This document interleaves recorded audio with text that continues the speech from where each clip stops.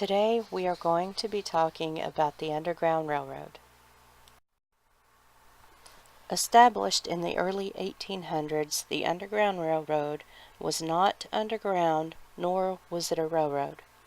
The Underground Railroad was a secret network of people who helped runaway slaves escape to freedom to the free northern states in Canada. Since the beginning of slavery, many slaves tried to escape to freedom. When a slave escaped, their owner wanted them found and brought back.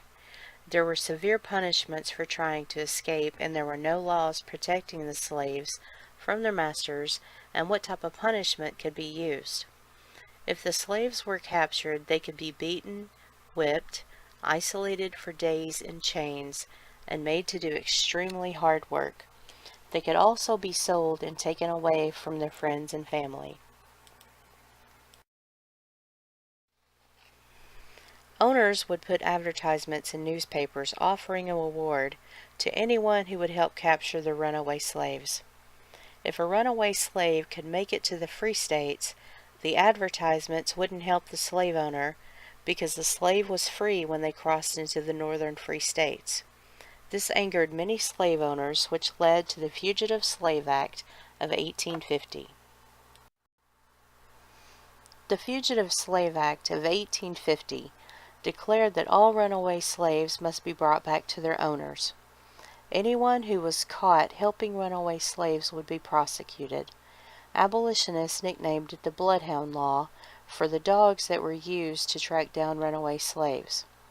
This caused slaves that had reached freedom to be captured and brought back to the South to their owners. There were times that free blacks and former slaves who had bought their freedom were also captured and brought to the South into slavery. Since the North was no longer safe from slave hunters, and people were looking for reward money, escaped slaves had to make their way to Canada for freedom. The abolitionist movement made it easier for runaway slaves to escape. The abolitionist movement was an anti-slavery movement, which means believing that the practice of owning people as slaves is wrong. Abolitionists are people who did not believe in slavery. They didn't feel it was right for one person to own another, and they wanted slavery to end in the United States. Abolitionists included many types of people: white, black, men, women, rich and poor, religious and non-religious people, people from the North and South. The abolitionists felt in their hearts that slavery was wrong. Abolitionists not only helped slaves escape, they also tried to inform people what was happening. This poster cautioned free blacks and escaped slaves of having conversation with watchmen and police officers of Boston because the mayor had given them the power to act as kidnappers and slave catchers. The risks were high and dangerous for anyone involved in the Underground Railroad. Passengers was the code word used for runaway slaves escaping on the Underground Railroad. Secret codes, signals, spirituals, and signs were used to keep their movements secret and their members and passengers escaping from slavery safe. Passengers traveled by foot, boat, train, and wagon, and the members of the Underground Railroad would lead the runaways to freedom. Conductors of the Underground Railroad were the people who guided or transported the runaways to the next station. Harriet Tubman and William Steele are among the most well-known conductors. Stations, also called safe houses, were a place where runaway slaves could find food, shelter, and rest. The station master was the keeper of a safe house or station. Runaway slaves normally traveled at night and hid during the day in safe houses. Station masters would leave a sign, such as a light in the window, for the runaway slaves to know it was safe.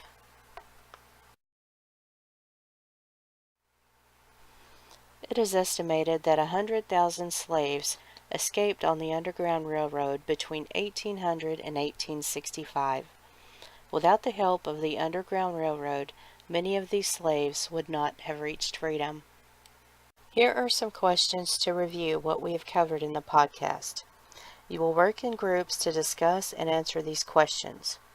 You will write down and answer these questions in your interactive notebooks. Number 1. What was the Underground Railroad? Explain. Number 2. What was the Fugitive Slave Law? Explain it and the consequences for runaway slaves. Number 3. How did the Fugitive Slave Law affect freed slaves? Number 4. If you had been a slave in the 1850s, would you have tried to escape on the Underground Railroad? Why or why not? When the groups have completed their activities, we will then discuss the answers together.